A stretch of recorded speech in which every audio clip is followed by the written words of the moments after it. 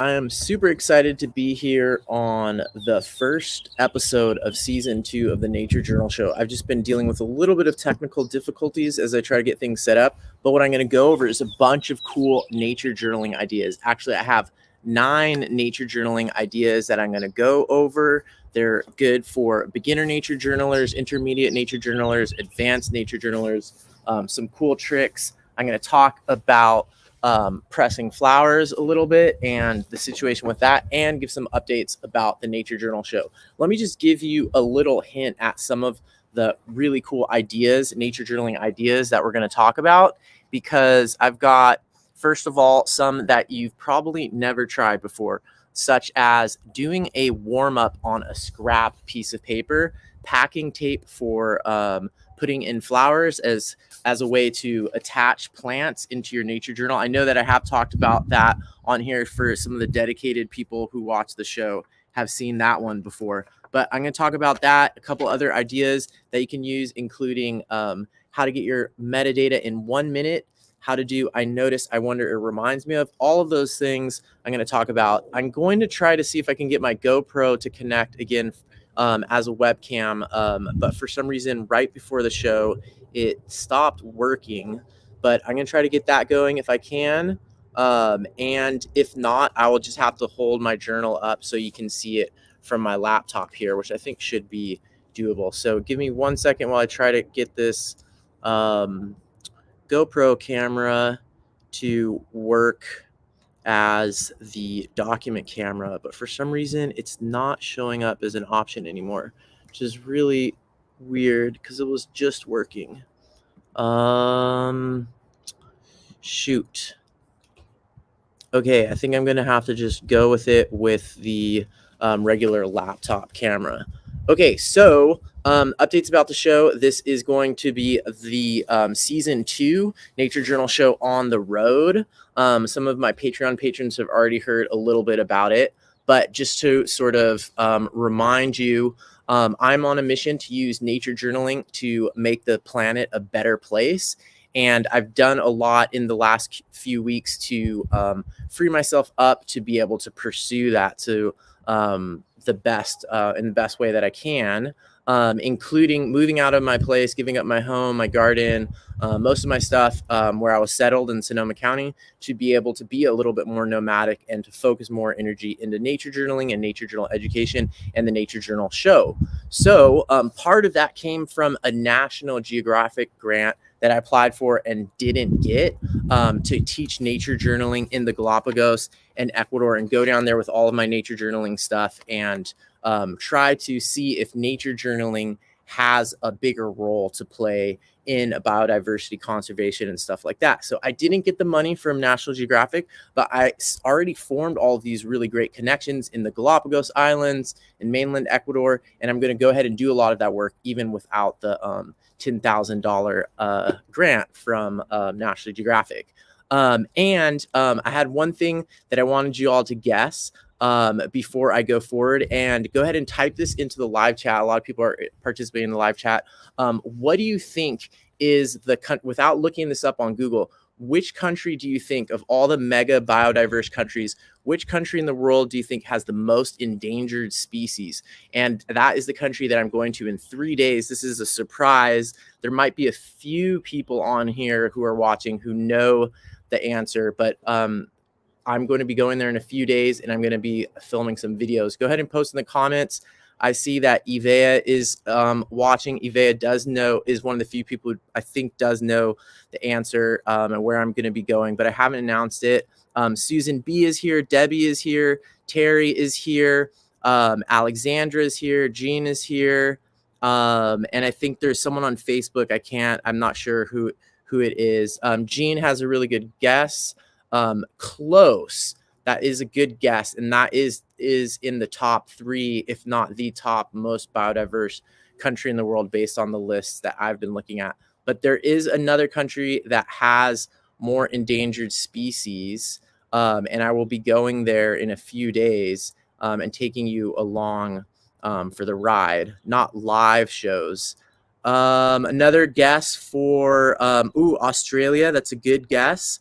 and another Brazil guest, and Alexandra Saunders guest Ecuador. Those are all close, and even the U.S. also is on the list of mega biodiverse countries. So some of you might not have known that, but it is considered, U.S. is considered one of the most biodiverse countries in the world. So Debbie was actually close. Everybody was close, and it's actually Mexico. So I get the bonus opportunity to go to Baja California for a little bit and take my nature journaling supplies, my filming supplies, and hopefully, even though this isn't working as a webcam right now, I'll be able to get some video off of that. So let's get back into the topic at hand. I don't have the best setup for showing you my pages as I go through this, but I think it's still going to work fine. Oh, Karen is here.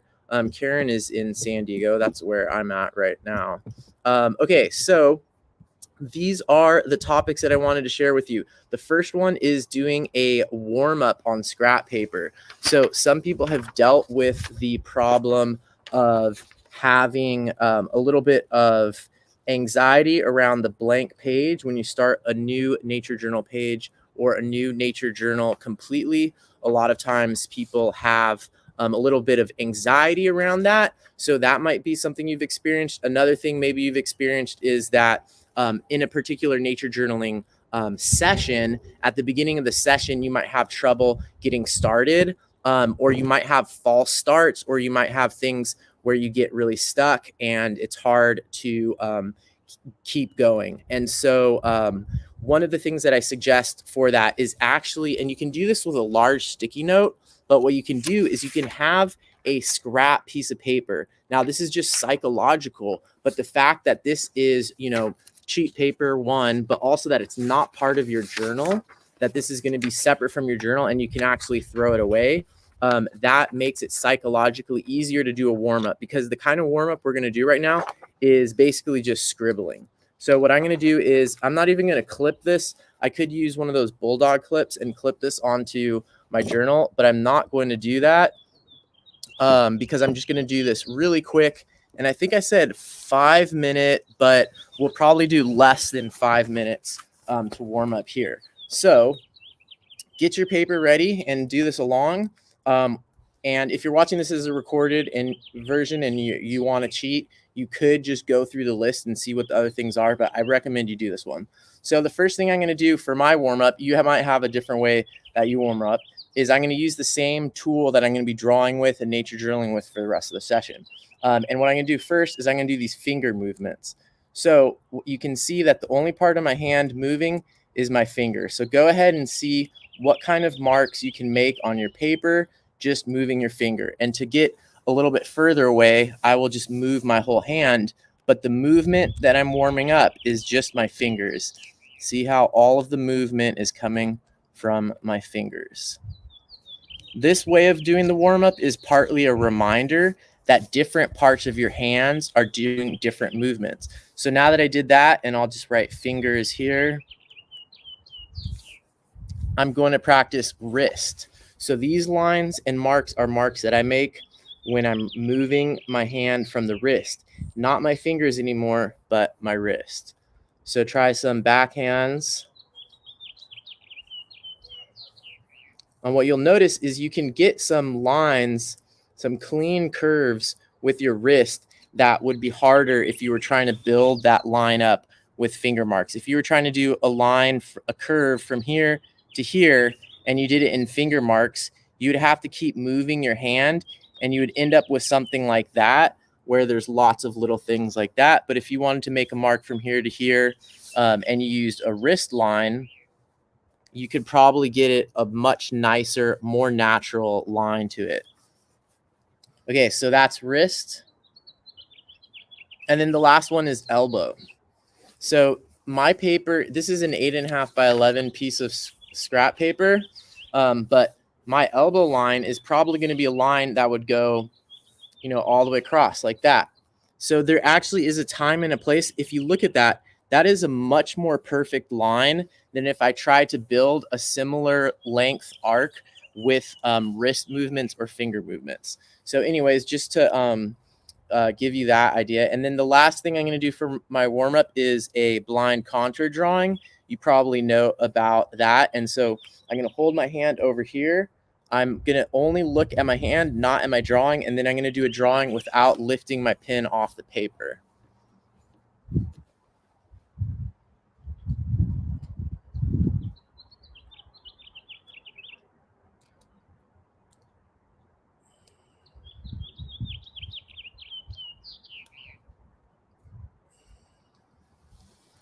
Okay, so that is pretty standard for what a blind contour drawing could look like.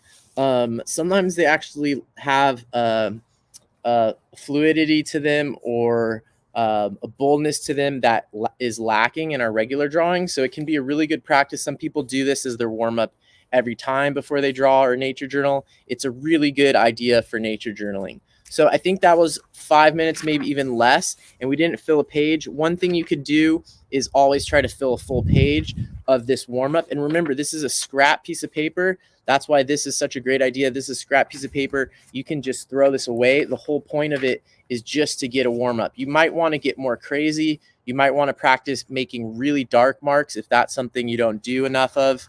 That is the intention of a warm-up. That's that whole idea behind doing a warm-up on scrap paper. Okay, so the next one is something I'm going to show you in my nature journal, which is something that I think I originally heard about it from JP, my friend JP, artist, calligrapher, nature journaler extraordinaire, bibliophile. She called herself the queen of packing tape. So this second nature journaling idea is using packing tape or using a flower press. I'll talk about that because pressed flowers and pressed plants are a huge, can be a huge unlock for a lot of people. Sue Slaughterback was the other person that talked about using packing tape, and it's such an accessible technique. You could do it with 5-year-olds.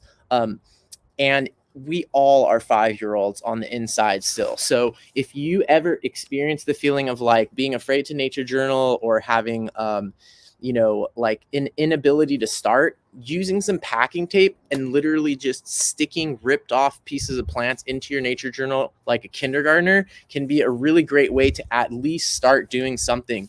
Maybe it's the drawings that are sort of intimidating you, or it's all of the like really messed up cultural baggage we have around talent versus practice. And the whole idea that art is a talent and that it's also about decoration is really problematic for some people getting into nature journaling. So look at how you can just take, this was a eucalyptus leaf that I've probably driven my car over thousands of times and, not thought about at all. But like the fact that I could just pick it up, put a piece of packing tape on it, and write eucalyptus and the road where I found it. Like that's nature journaling.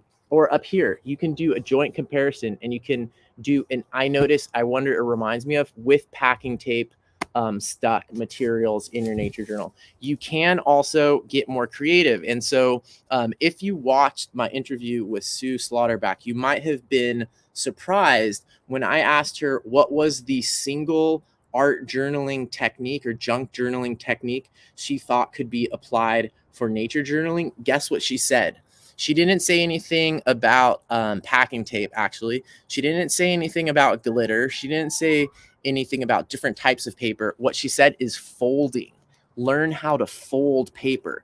And that just blew my mind because I think so two-dimensionally in my nature journaling. My nature journaling is pretty much always two-dimensional until very recently. And one of the things you can do with packing tape is you can easily, packing tape or folding paper, you can easily create these a three-dimensional aspect and a more participatory aspect your nature journal, which I think is super cool. And that's why the nature journaling idea number 2 for tonight is using packing tape.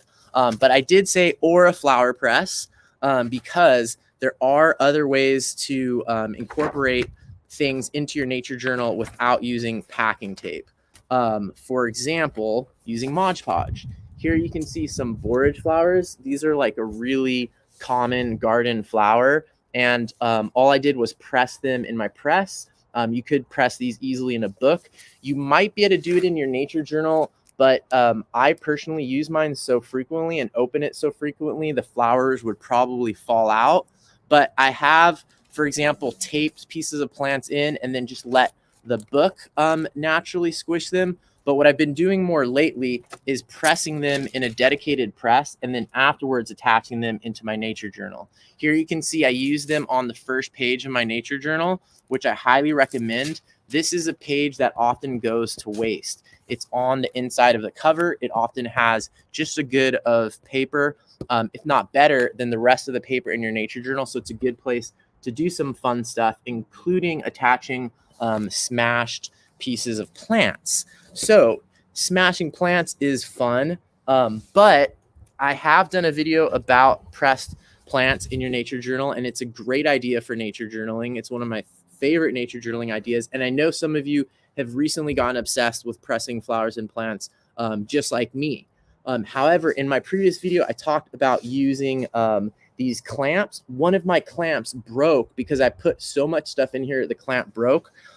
So I'm no longer, and I think Jean or someone else might have asked me about this recently, but I'm no longer recommending those clamps if you're planning on doing a lot of pressing. I think for a while they work good and they're really convenient, but what I'm switching to are some straps like this. These are originally made for canoes, strapping canoes onto your roof, but I'm going to test these out, let you know, and I think this is going to be a much better solution in the long term than those clamps. But if you haven't already, definitely try either using packing tape in your nature journal or starting to press flowers, or even better yet, do both, because those are great nature journaling ideas. Another really important nature journaling idea is drinking water, and I can't find my water right now. Oh no. Wait a second. Oh, here it is. Okay, so nature journaling idea number 3 is drink water.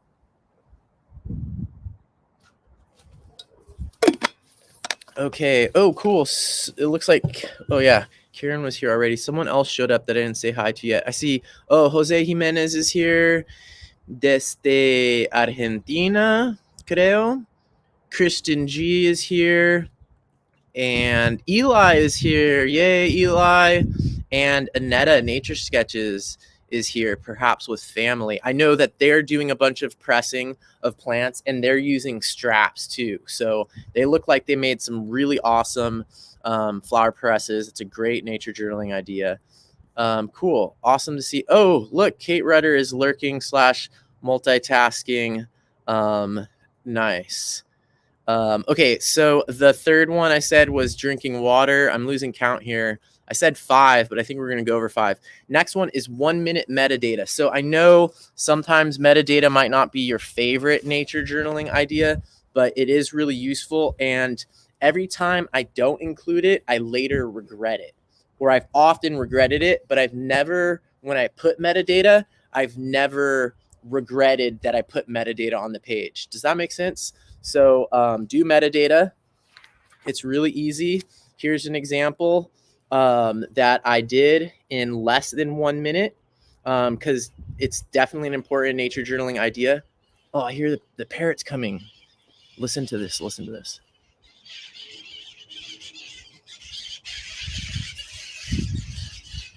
Yeah, that's so crazy. That's, I don't know. I can never, something about being in the United States and hearing parrots is just like this weird in my mind. So hearing them in San Diego, I don't know if, I guess maybe we heard them when I was a kid in San Diego, but something about hearing parrots, I just love that. That would be something I could include on my page, especially if I'm doing multi-sensory nature journaling. So I'm going to show you quickly how to do metadata. Someone set a timer for 1 minute. So I really like this pin. It has gray and it has black. I like putting my metadata in gray. I make a box. It looks like my ink's running out. I put the location. Oh, my ink is totally running out. Or maybe it doesn't like being at that angle. Okay, San Diego, Kensington more specifically. And then I put that, the location, the date, 4/20/22, 2, and I put the time I'm going to just say 6:15 p.m. It's 6:20. And I put like a symbol showing the weather. Sort of breezy. The sun's about to go down here. I'll draw a house to show that's sort of a suburban area. Like literally just a cartoon, right? See that? But that's information, quick information. And then I'll put I'm thinking it's probably like 60 degrees in the shade. And then I like to put who I'm with. I'm with all of you. I was going to say I'm by myself. And I'm going to write NJ show. Okay, see how simple? Look at that. If this is all you do, and you do a warm-up page, and you squish a flower on this paper, you are nature journaling. So if you can draw stick figures as good as those in a house like that, and write down a location, a temperature, see, I used an approximate sign on the temperature. If you can do all of that and squish a leaf onto this page, you are nature journaling. So that was, that was 1 minute metadata. Let me see if I missed anything. Yeah, including who you're with or things like that, I think are useful and often forgotten. Next is zoom in, zoom out. So luckily right here, there is a pomegranate tree. And I am going to look at, whoa, this one just volunteered and its petals are already falling off. But I'm going to try really hard not to get distracted by all of the stuff going on with this pomegranate flower. I wish I could show you with the GoPro webcam that is not working, but I cannot. So this pomegranate flower, we're going to use this for the next nature journaling idea, which is number 5. Zoom in, zoom out. Actually, we're supposed to do I notice, I wonder, it reminds me of first. But yeah, we'll start with I notice, I wonder, it reminds me of because it's more important.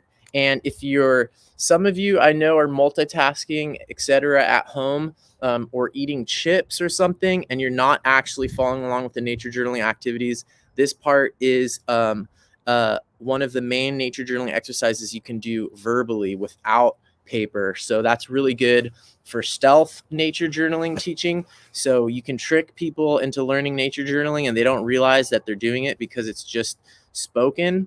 And you can do that along with me right now. It's also really good for kids who can't write yet.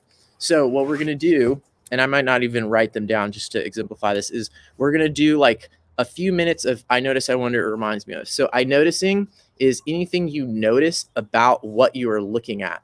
And this is different from an interpretation or an observation. I talked about this on a recent Instagram video. So for example, it could be really kindergarten. I notice 1, 2, 3, 4 of these reddish papery things. I notice 1, 2, 3, 4, 5, 6 of these pointy things.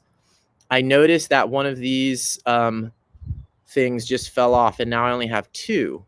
I notice a different color on the inside. Those are all things I notice. An example of something that I do not notice that many of us, our brains are tempted to think we notice, is to say, I notice a pomegranate flower, or I notice that that kind of thing. So like I'm 100% positive this is a pomegranate flower, but it's not something that I notice or directly observe. So this practice is really useful in a lot of ways that I talked about in that Instagram video and we'll talk about in the future.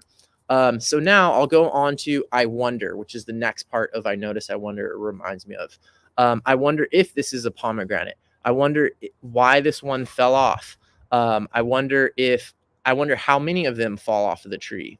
I wonder what percentage of them turn into fruit. I wonder how many of those things there are in the middle. I wonder what plant family it is in. I wonder if this part is edible. I wonder if this one was fertilized by bees already. I wonder if this one has, or by another pollinator perhaps, or if it's self-pollinated or wind-pollinated. I wonder why my first thought about pollination was bees. I wonder how much people know about the pollination biology of this plant. I wonder how long these plants have been in relationship with humans. I wonder if this is left on the ground, how long it will take before it changes color. Those are all things that I could wonder, and you can write those down in your journal, or you can just practice doing them verbally. And if you can only do one nature journaling thing or remember one nature journaling idea, I notice, I wonder, it reminds me of, is the most powerful aspect of nature journaling, in my opinion, in many ways, because it can be done even without a journal. And then the last one is, it reminds me of a pomegranate, so you can bring in outside information. It reminds me of a star. It reminds me of a geometric pattern. It reminds me of pyrrole red in my watercolor palette. It reminds me of some sea star family invertebrate.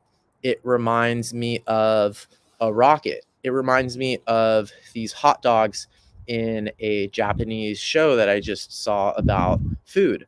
Those are all things it reminds me of. So I notice, I wonder, it reminds me of is a super important nature journaling technique. You could do it in a variety of ways. When you do it on paper, what I like to do is just write incomplete sentences usually. I notice, and then I'll just make a list. I wonder, and then make a list, and it reminds me of. Sometimes I even skip it reminds me of.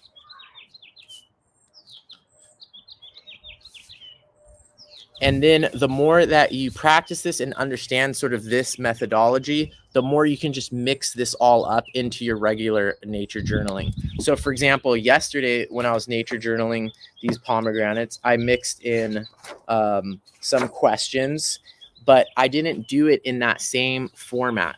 So what I did is I combined drawing with some questions and some observations, like I notice. And then the other thing that I did is I used my drawings as questions. That's another thing that you can do with I notice, I wonder, it reminds me of. It goes really nicely next to a little basic drawing, and that's what we're going to do next. So I notice, I wonder, it reminds me of is a super useful nature journaling tool. And it's a great nature journaling idea. So the next idea for nature journaling is zoom in, zoom out. And one thing you might have noticed, or maybe you haven't noticed, it's often sort of a blind spot for people or something people are unaware of, is that you have a certain size that you always draw things at. Oh, so let's do this. Let's analyze my last page. Analyzing your own pages is one of the things you can do with nature journaling that's really helpful. Okay, so it's as I predicted. Almost all of my drawings of the pomegranate flower are around the same size, with these two being the biggest exception. Everything else, even though they're from different perspectives, they're almost the same size, like slightly bigger than real life. So this is something that we're often unaware of. And if you could practice one thing, just as like a push-up for nature journaling, or for drawing in general, would be to be able to change the size of your drawing. And then also zooming in and zooming out shows you different information. So the distance at which you are looking at something can be a major aspect of it, and can be limiting on what you normally notice. So what I'm going to do with this one is I'm going to start making it really big. I'm going to try making it really big. Now is when I really wish that document camera were working. So I'm going to try to intentionally make this one really big. And I'm not worrying too much about making it perfect. This is a very symmetrical, a very regular flower. So it's easy for it to not come out looking right. And when it doesn't come out looking right, you might be upset and think it's yourself and want to give up and think that, nature journaling and art aren't meant for you or something like that. It's actually just because of this flower is very regular. Certain things are hard to draw. So I'm going to just stick with that. And now that's sort of my zoomed out one. Oh, I'm going to zoom out even further. There's another pomegranate tree right there. So what I'm going to do is I'm going to draw that pomegranate tree as sort of a miniature version. I'm also right now not going for photorealism, but almost like a diagram or cartoon of what this thing should look like. So sort of more of a symbolic drawing. And it could get, really distracting because it has so much foliage and it has this sort of cascading look. So you got to be careful and try to simplify something like this if you're going to simplify it. The easiest way would probably be for me to use color. And one cool thing is if you can't totally tell what that is, you can always just write pomegranate. So people have this saying that a picture is worth 1,000 words, but when you have to draw that picture yourself, sometimes 2 words are worth 1,000 minutes of trying to draw a pomegranate tree. So use words and use drawings for their strengths, use numbers for their strengths. Those are the 3 languages that we can use in nature journaling. And so likewise, since some people might think this is an upside down octopus or a spaceship, I'm going to write close up of flower. There's probably more elegant ways I could design my page layout here, or use sort of arrows going from one thing to the other and going in the right direction. Like if I'm going this direction, now if I switch to even smaller, it doesn't really make the most sense. But that's what I'm going to do anyways, because I'm doing zoom in, zoom out.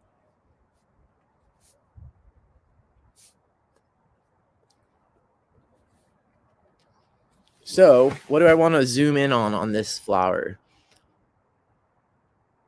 I think I'm going to zoom in on what I think are the male parts, the pollen bearing parts of this flower. I'm going to zoom in on those a little bit. You can do zoom in and zoom out with binoculars or magnifying glass or microscope or other types of optics, obviously. But it's also really amazing how just with your brain and your drawing tool, how much you can zoom in and zoom out. And it's just like a matter of perspective. And usually when we're drawing, most people, and doing other types of design, most people don't do this very much, and they're not aware of it, that everything is sort of at the same scale. So you can see here, I zoomed in really close. I zoomed out all the way to get the whole tree, and I zoomed in on the flower. And another thing I could do, and some people have talked about this and taught even classes about this, I think, at the last nature journaling conference, is ways that you can zoom out maybe even to a planetary scale and look at a pomegranate, which would require some outside research because you can't physically get up there to see that, or imagination also. Okay, cool. Oh, it looks like Susan is here. Yay, Susan. Susan was recently on the show sharing some awesome nature journaling techniques and talking about mobility and access, which is a super important topic in the nature journal community and all communities. Okay, so that was nature journaling idea number 6, I think. And now we're going to do cross section. So this is another super fun nature journaling idea. Can be done with kids, but it doesn't have to be. It's also one that you can do literally, and then you can also do in your mind. And it's also a perspective shift, just like zooming in and zooming out. Cross sections or dissections show you things and a perspective that you often don't think of. So we're often, as artists and humans, looking at the surfaces of things. One thing you'll notice about little kids, though, is they often will have a curiosity to find out what's inside of something. And so doing cross sections is a really great way to learn about something. And if you're using nature journaling in an applied way, such as for learning aspects of nature that could be used in human design, such as biomimicry, then cutting things open and looking inside can be really useful for that. If you're a botanist, cutting things open to look inside is also super essential. And you can learn a lot about plant families by cutting them open and looking inside. And so likewise in nature journaling, cross section is a super important technique. I think Jack has like multiple videos about it. In his curriculum, how to teach nature journaling, he has a whole section about how to do it with kids. So it's a great nature journaling idea, and I definitely recommend those resources for looking more into it. So now, for example, if I were with kids, or if I were trying to stealth teach nature journaling, so basically teaching nature journaling to people without them realizing I'm teaching them nature journaling, I would just do an I notice, I wonder, or reminds me of. But I might do it really sneakily. Like, if some kid came up to me and saw me doing this, one way I could sneakily start teaching nature journaling is ask them, I could start modeling it and saying, well, I noticed that there's, yellow stuff in a sort of cone shape there. And then I could ask, what do you notice? Or if an adult comes up and starts talking to me, I could ask them something like that. Otherwise, and you could do, I notice, I wonder, it reminds me of a cross section while you're cooking dinner with your family, cutting things open. Instead of just being like, pass the tomatoes, here, chop this, you could be like, what do you notice about that? Or I wonder this. And you could cut the tomatoes up as basically a science experiment instead of just slave labor or child labor in the kitchen. Okay, but if you are not teaching or doing something like that, what you could do is just draw it, obviously, and then you could write out an I notice, I wonder, it reminds me of. So I'm going to do mine up here, actually, where I already wrote things I notice. I'm going to write a cone shape of male parts. I think those are male parts. Pretty sure those are male parts. And then I notice what I think is I'm going to use an outside information, but I'm pretty sure that is the female receptive part, and the stigma there in the middle. So I notice pale stigma. You can use more mitigating language. Is really good to practice that. Like you could write, I notice what I think is a pale stigma, or what looks like, or you could even just put question marks around it. And that brings us to the next one, which is I wonder on this cross section. I wonder if I would have learned that without cutting it open. I wonder if that's a stigma.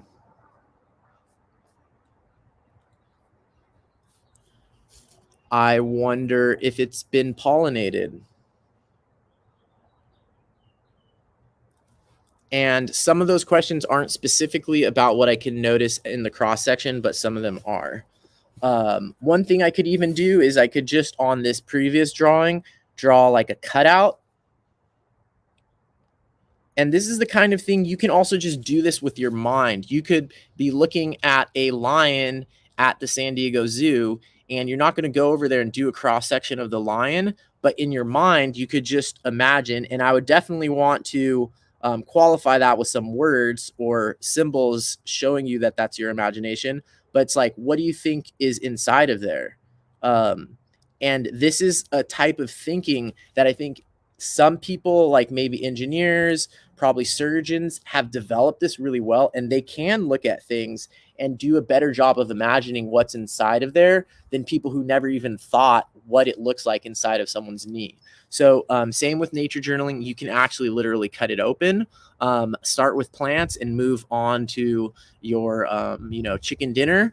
But you can also do this in your imagination, and you can do this to human-made objects as well. And it's a brain training. And I think a lot of times people don't realize this, but drawing is a way of thinking and problem solving and training your brain. It's not just creating ornamentation. And that's one of the saddest things about how most people think about drawing today, is they think of it as a way of creating ornamentation. And ornament and beauty is important, but being able to think and using drawing as a thinking tool, in my opinion, has even more applications than ornamentation. Oh, yay, Loretta is here. Thanks for joining in. I see a question about what pin has gray and black. This is the Pilot Fudayaku gray brush pin, and I can post a link here really quickly. It's my favorite drawing pin. And yeah, it's really great. I think you'll be able to see this link in the comments for anyone who's still here. At least on YouTube, it might not show up on Facebook. Okay, so back to our nature journaling ideas. We did zoom in, zoom out. We did cross section. And here's another good one. I probably should have started with this one, but tracing. So remember how I said, if all you do is do that little metadata thing, and glue or tape something into your nature journal, that is already nature journaling. Those ideas are super helpful at getting you moving with nature journaling, or getting people into nature journaling that maybe are just intimidated by the drawing part. Some people are more three-dimensional, but the next closest thing to just taping this into your journal is tracing. And tracing is a great nature journal idea for the same reasons. It can get you started. If you have a really reluctant student, tracing could be a way to get them going. If you're working with young children, they're just developmentally not there for like the fine motor control, then tracing is also a really good option. Or if you have really low energy. So there's going to be times when nature journaling is not coming super easily just because you have low energy, and that's fine. And what I recommend is having some things, having some techniques, some nature journaling ideas in your toolkit for those times when you're low energy, because I could literally just do that. And then I could write backyard fig.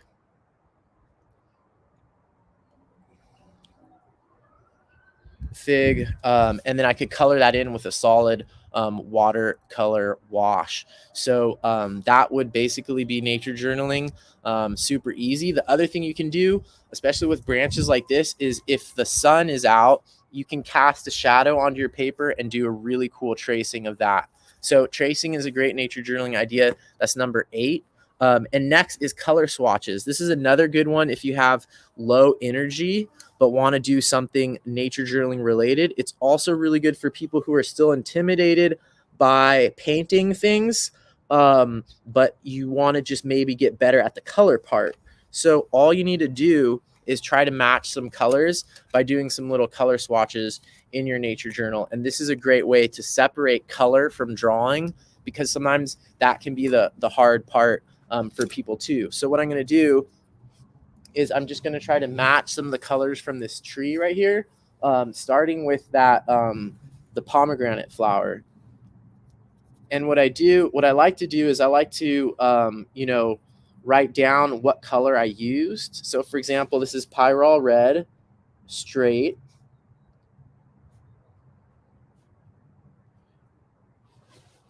Now I'm going to dilute it with a little bit more water to get a lighter version. Whoops, that sometimes it's hard to get it to lighten gradually. But that is pyrrole red. That's one of the colors I'm going to start my mix with to try to get this the color of the pomegranate. So I'm going to write PR. Okay, next I'm going to take, because I think I need it to be more, definitely a lot more orange. So I'm going to try a pure orange first. And I'm going to try this one, which is, dang, why am I blank? Permanent orange. I almost never use that color. Permanent orange right there. This is the John Muir Laws watercolor palette. That's permanent orange. That actually looks closer than the pyrrole red. That's interesting. Even though I call the pomegranate color, I would normally call that a red. It looks like it's actually closer in color to my orange. Oh, speaking of orange, I hear an oriole in the background.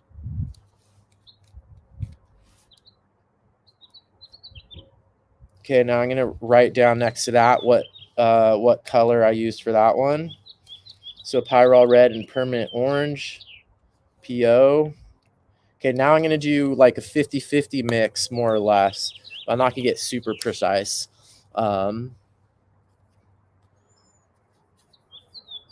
So I'm taking the pyrrole red that I already had. Oops, I got a little bit of new gamboge on accident. All right, this is about a 50-50 mix between pyrrole red and permanent orange, I would say. Still seems to be missing something.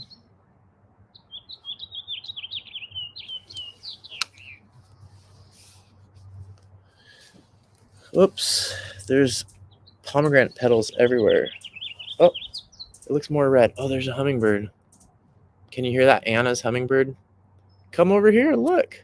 See these colors? Sometimes they come up to your watercolor palette. So what do you think? It's close, but I think it needs more red.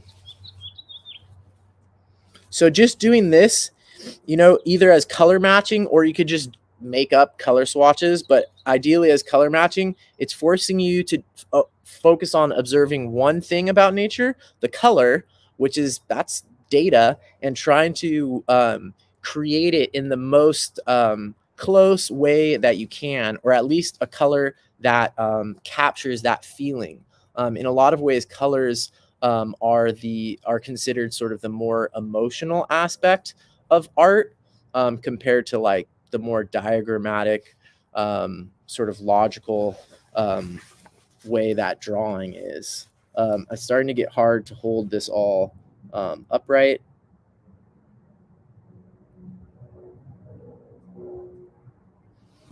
But that is starting to look pretty close to me. I feel like I don't quite have it. I think what I might need to do is actually mix white in.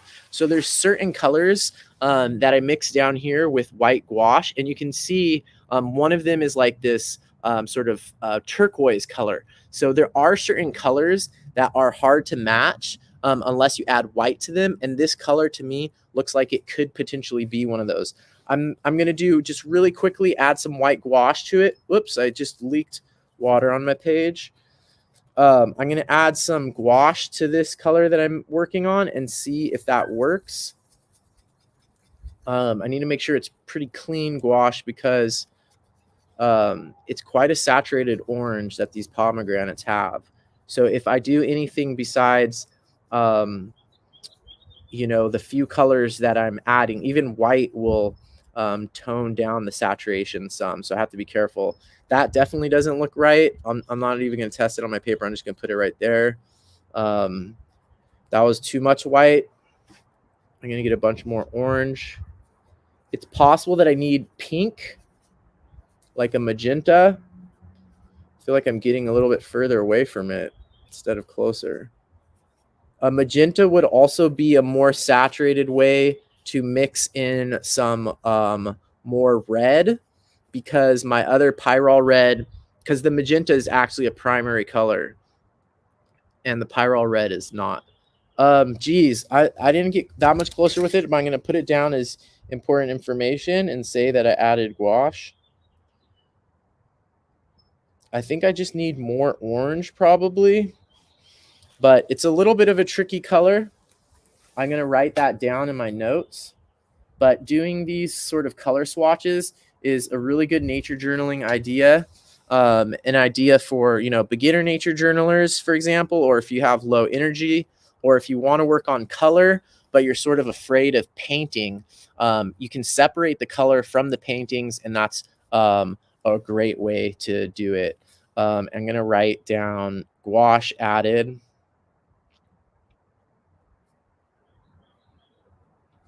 And then I'm going to write down something about challenging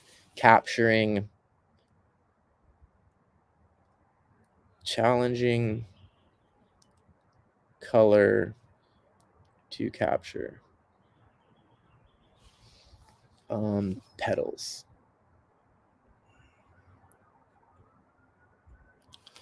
All right, so that was idea number 9. And the last idea for tonight that I'm going to share is trying smaller journals.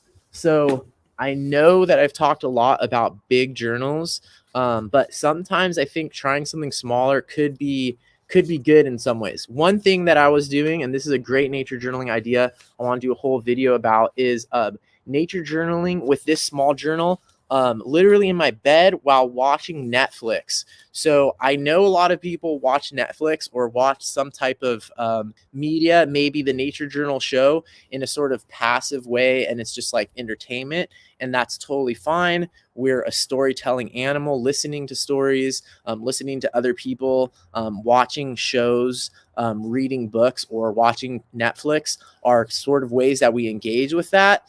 But I also do know that some people feel maybe some guilt around their sort of Netflix habit. So one thing that I was doing for a while was actually sketching while I was doing it. Now, albeit this is a nature documentary that I was watching, in this case on Netflix.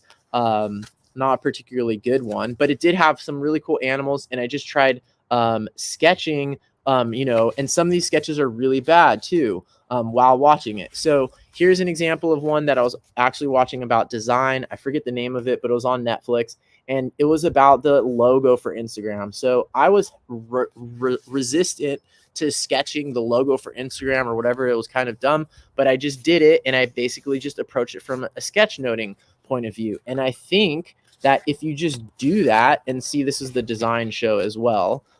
So there's things that I'm drawing that I wouldn't normally nature journal. But this lady, for example, was making fabrics out of, she was like raising millions or hundreds of thousands of silk moths and getting them to like basically build structures or experimenting with that. So sketchnoting or nature journaling in a small sketchbook gives you the possibility to sketch while you're watching Netflix. It also gives you the possibility to sketch while you're hanging out with other people. So these pages here, for example, I did while I was at a barbecue. And so instead of just drinking beer and talking about the same things with everybody, I did some sketching while drinking beer and talking about the same things with everybody. So you could do this, and then you might feel a little bit more fulfilled, or like you did something extra. And I promise you that if you did this every day in a small sketchbook, even if you're just drawing a really bad stick figure of your friend barbecuing a chicken, if you did that every day, you definitely get better. So it is possible to even get little sketchbooks like this that have the same kind of paper that you have in yours. So like, for example, mine, these are both Stillman and Byrne Alpha Series sketchbooks. So the other thing I could do with this, and I haven't done that much color in it, but this is the same paper that I have in my journal. I could use this, for example, for my watercolor test paper, and that way I would know exactly what it's going to look like in my bigger book. Or you could take this to the field maybe, and you could do landscape studies and see exactly how that watercolor will behave on your paper, and then take notes about it and go home and do something bigger in your other one. So trying a small journal is a great strategy, and it could be the unlock for you if, oh, there's a mockingbird doing a display over there. That's really cool. There's a mockingbird doing this like wing display that they do. A small journal could also be a potential unlock for you if the convenience factor and the ability to have this with you at all times, if this fits in your pocket and you can carry it all the time, that could be the thing that unlocks for you. I have also heard other people talk about the single page. So for example, or the smallness of the page, if you fill up a page with a drawing in or nature journaling in like 5 minutes, you get that dopamine from filling a page faster, whereas one of these pages is really big, so it takes like a lot more. Like it almost is almost fits 6 of these. So I know John Muir Laws has mentioned that, but that is a nature journaling idea that could apply to you. I used to be very like set on always using the same one and always using a big one, but I have seen that using a small journal can be a good nature journaling idea for some people. So definitely try that one out. It looks like there's a huge conversation going on about Netflix, and Alexandra likes the small sketchbook. Okay, so even though the webcam GoPro didn't work, I think that was pretty fun. We learned a lot, talked about a lot of different nature journaling ideas that can apply for people who are just getting started with nature journaling, beginners, or more advanced people. So just a reminder, I'm going to be leaving for the country with the most endangered species in the world in a few days. That happens to be Mexico. I'm only going to part of it, Baja California, and I'm going to be taking a lot of video there, nature journaling there, doing landscapitos, watercolor paintings. I'm going to be applying some of these 9 or 10 or 11 nature journaling ideas that I just talked about today, and I'm going to be making videos to bring back and share with all of you, including some nature journal adventures and other stuff, some how-tos that will apply for your nature journaling, even if you're not in Mexico. Thank you all for joining. Thanks a lot for all my Patreons. I'm also going to be making a PDF version of all these nature journaling ideas that will be available for patrons only. I'm making a lot of those PDFs. They'll be downloadable cheat sheets, nature journaling cheat sheets, which with really in-depth information. I just finished one about I Notice, I Wonder, It Reminds Me Of, and those are going to be available for my Patreon patrons. So check out the Patreon at patreon.com/Marley Pfeiffer. And thank you everybody who supports me on there already. I think there's over 80 people, and a bunch of you know who you are watching. I see a whole bunch of you in the comments that are Patreon supporters. And we have a patron only party coming up pretty soon. It's that time of year. We do 4 of those a year, get on Zoom, talk about nature journaling. I give some updates. People ask questions. It's also just a good time to meet the other members of the Nature Journal Show community. And it's really growing to start. It's starting to be a community where people can share stuff. We have traveling journals. People talk about what they're doing. And there's some camaraderie forming there, and definitely a lot of great camaraderie on these shows in the comments. So check out the comments from the live chat. If you're watching this as a recorded version, you can still see it over there somewhere. All right, everybody. Thanks for joining in. Good to see you all virtually. And I can't wait to share some fun stuff from this nature journaling trip coming up soon. And I'm leading some classes in San Diego. All right. Bye.